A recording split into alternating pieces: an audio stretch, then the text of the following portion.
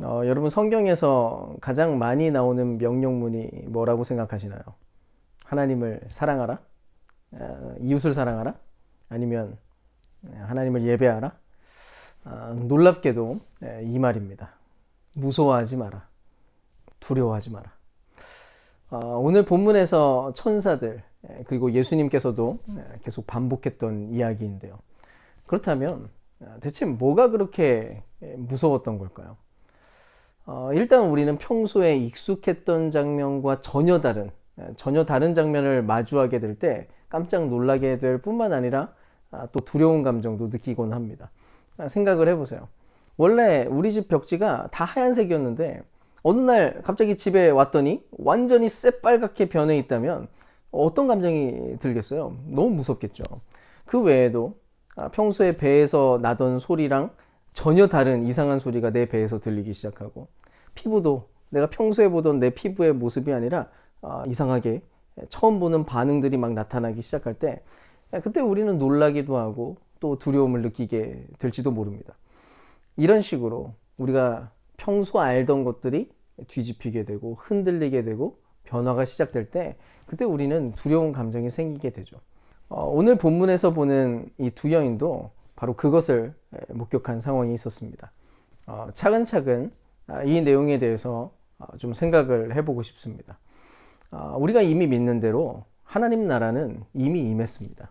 그리고 오늘 이 부활 사건은 바로 그것이 하나님 나라가 지금 임했다는 것, 그것이 진짜로 실현됐다는 것을 보여주는 아주 강력한 신호탄이었다는 것이죠.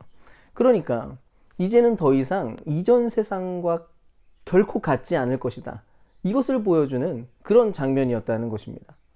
그리고 당연히 우리의 삶도 마찬가지입니다. 우리의 삶 역시도 철저하게 바뀌게 될 수밖에 없다는 것이죠. 어떤 식으로요?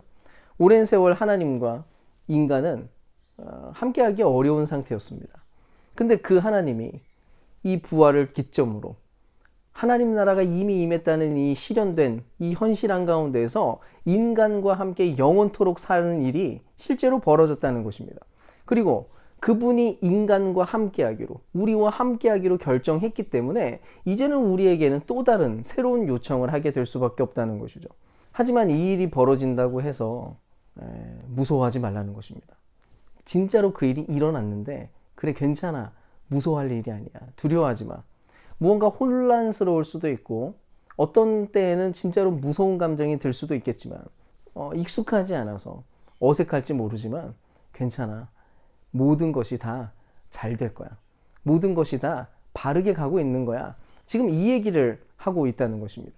그것이 바로 오늘 본문이 말하려고 하는 그 핵심인 것입니다. 저희는 지난 일주일 동안 아침마다 고난주간에 일어났던 일들을 차근차근 살펴봤습니다.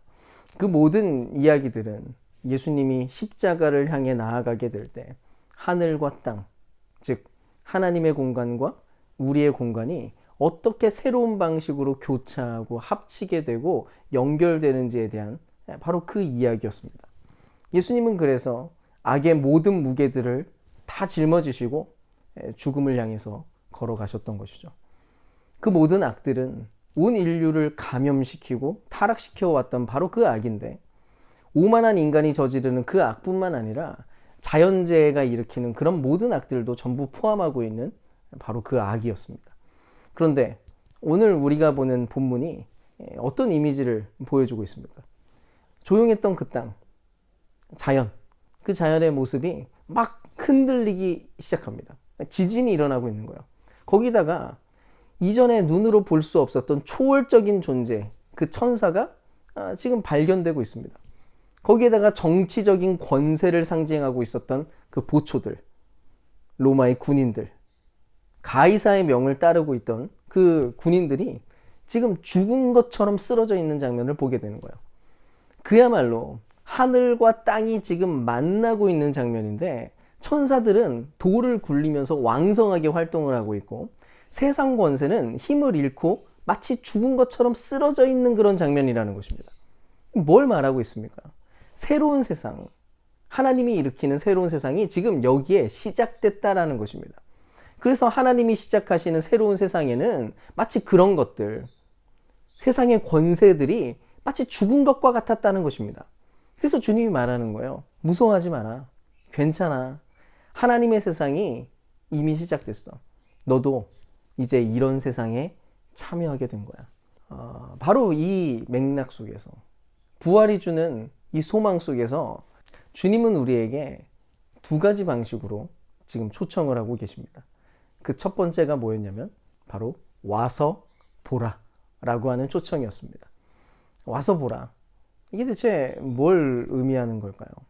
이미 말한 대로 하나님이 시작한 이 새로운 세상, 그것이 이미 시작되었다는 것이 분명한 성경의 증언입니다.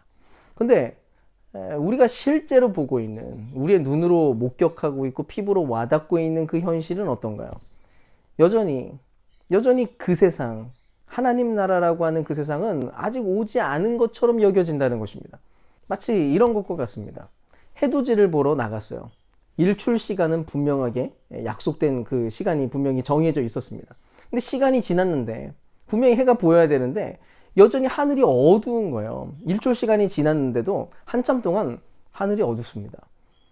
태양은 분명히 떠오르기 시작했어요. 그게 사실이죠.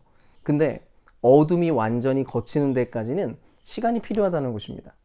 현재 우리가 서 있는 자리, 그 시점은 마치 이런 새벽과도 같은 거예요. 그래서 어떤 일이 벌어지는지 아세요? 누군가는 그 어둠, 새벽에 짙게 드리워진 이 어둠을 보고는 아직 밤이네, 아직 멀었네 이러면서 그냥 잠에 빠져 있는 겁니다. 그런데 누군가는 이 똑같은 어둠, 이 똑같은 새벽의 어둠을 보고서도 조금 있다가 태양이 일어나서 온 세상을 밝히 비출 거라는 것을 이해하고 그것을 깨닫고 즉시 나가서 그 빛을 맞이할 준비를 하고 아침 준비를 하기 시작하는 거예요. 여러분, 와서 보라라고 하는 이 초대가 바로 그것을 이야기합니다. 여전히 어둡지만, 여전히 깜깜하지만, 아직 태양이 저기 눈에 띄지는 않지만 그래도 믿고 와서 보라는 것입니다. 깨어서 주목하기 시작하라는 것입니다. 아침을 준비하라는 거예요. 이 말을 듣고 믿음으로 깨어서 그분을 향해서 걷기 시작할 때 마침내 거기 밝은 태양이 있었다라는 사실을 보게 만들어 주실 것이고, 동시에 우리가 걷는 이 길이 모래길과는 다른 길, 단단한 반석이라는 사실을 깨닫게 된다는 것입니다. 와서 볼 때 마침내 우리는 진짜 인간답게 산다는 게 뭔지, 진짜 행복이 뭔지, 사람 산다는 게 진짜 무엇을 의미하는 것인지, 이 세상이라고 하는 것이 얼마나 아름답고 누릴 만한 것인지, 그 길을 걸어갈 때야 우리는 자연스럽게 알게 된다는 것이죠. 물론 이 부활의 초대, 진짜로 와서 보기 위해서는 길 바닥에 지금 누워서 마치 죽은 것처럼 쓰러져 있는 보초들을 지나와야만 합니다. 근데 확인해야 되죠. 마치 죽은 것처럼 되었구나. 이것을 알고 그 초대를 붙들고 무서움을 떨쳐버려야 된다는 것이죠. 이 보초들은 이미 죽은 것처럼 되어버렸다는 사실에 대해서 받아들이고 깨달아야만 한다는 것입니다. 예수님을 진정 따르려고 할 때마다 우리는 온갖 두렵게 하는 것들을 마주하게 될 겁니다. 또 주저하게 만드는 모든 목소리들, 주저하게 만드는 모든 세상의 이미지들에 우리가 노출될 거예요. 공적 생활에서, 학교에서, 미디어에서, 또 가정에서, 또 무엇보다도 끊임없이 내 내면에서부터 솟아나는 그런 이야기들. 그게 하나님 나라의 이야기와는 전혀 다른 이야기들을 막 짓거리고 있을 테니까요. 특히 넌 절대로 그렇게 살 수 없어. 넌 그런 인생 못 살아. 라고 말하는 그 내면의 소리를 우리가 이겨내야만 한다는 것입니다. 어차피 또 넌 죄 지을 거야. 너 어차피 안 되는 거. 대충 그냥 자기 편한 대로 살면 그만이지. 하나님, 예수님은 그냥 적당히 종교라는 지점에 그냥 들러리로 이렇게 세워놔. 그런 속삭임들 말이죠. 그래서 우리는 오늘 무서워하지 말라는 명령을 듣고 보초를 지나서 마침내 그 빈 무덤을 응시해야만 합니다. 죽음을 이기신 분이 계시다는 사실, 마침내 새로운 세상이 시작되었다는 것을 알고 경험하고 이제는 우리가 다른 데로 치우치지 않고 똑바로 걸어가기로 결정하는 것입니다. 나는 오직 십자가에서 죽으셨지만 다시 살아나신 그분만을 나의 주인으로 모시고 살아가겠다고 말이죠. 그리고 주님은 그런 우리들에게 이제 두 번째 초청을 또 하십니다.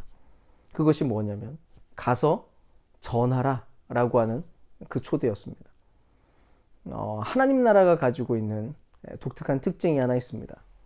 그분의 나라가 확장되고 확산되는 일은 사람들이 이 일을 증언하고 전할 때 그때 이루어지는 일이라는 것이죠. 우리가 원래 그 좋은 것을 보거나 정말 맛있는 것을 먹게 되면은 사랑하는 사람들한테 그거를 어떻게든 빨리 전해주고 싶어서 안다라는 마음이 생기게 됩니다. 막 입이 근질거리죠. 빨리 와가지고 같이 먹었으면 좋겠다. 좀 여기 같이 와가지고 구경했으면 좋겠다. 그렇지 않습니까? 마찬가지입니다. 바로 그런 사랑을 근거로 해서 우리가 다른 이들에게 진정 복음을 전할 때, 사랑으로 복음을 전할 때 죽은 자들 사이에서 일어난 그분이 진짜로 계신다. 새로운 세상을 시작한 분이 정말 있다. 이것을 정말로 우리가 알리기 시작할 때 그때 역사가 일어난다는 것입니다. 하나님은 이 새로운 창조의 확산, 새로운 창조의 능력이 깃들게 되는 그 일들이 자기의 백성들, 자기 사람들을 통해서 이루어지기를 기대하셨습니다. 그래서 우리에게 이런 초청을 하고 계시는 거예요. 함께 그 일에 동역하자고 말이죠. 그 일이 이미 시작됐어. 함께 그 길을 가자. 서로에게 한번 이렇게 이야기를 해볼까요? 예수님이 부활했습니다. 정말 부활했습니다. 한번 같이 예배드리는 옆 사람에게 그 이야기를 좀 해주세요. 그런데 이 사실을 아멘으로 받는 자들 안에는 하나님 나라가 임하는 일이 벌어지게 된다는 것입니다. 그래서 그들 역시도 와서 보게 된다는 거예요. 이 구원의 역사, 이 하나님 나라의 확장, 누군가가 정말 예수 믿게 되는 이 일은 그냥 스킬이 아닙니다. 그래서 예수님은 첫 증인들로 여자들을 부르시는 것을 보게 됩니다.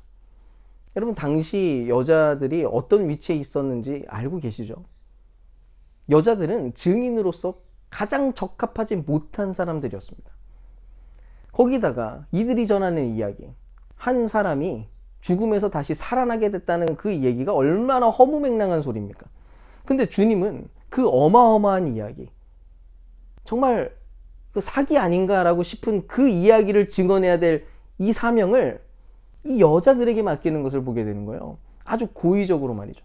그리고 이 여자들의 메시지를 통해서 정말로 새로운 세계의 역사, 새로운 세상의 확장들이 이루어지기 시작했다는 것입니다. 그들도 했다면, 그 여자들도 했다면 당연히 우리들 역시도 할 수 있다는 바로 그것을 증언하고 있는 이야기인 것이죠. 오늘 하나님께서 우리에게 다시 명령하고 계십니다. 무서워하지 말고 와서 빈 무덤을 바라보고 가서 전하라 라고 말이죠. 여러분, 지금 이 자리에, 지금 우리가 있는 이 자리에 하늘과 땅이 만나고 있다는 사실을 여러분 믿으십니까?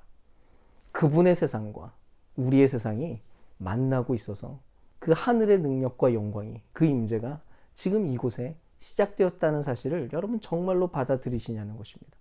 그렇다면 이 초청에 진실하게 응답하셔서 무서워하지 말고 와서 바라보시고 가서 전하는 인생을 살아가기로 결정하는 그런 저와 여러분 될 수 있기를 주님의 이름으로 축원드립니다.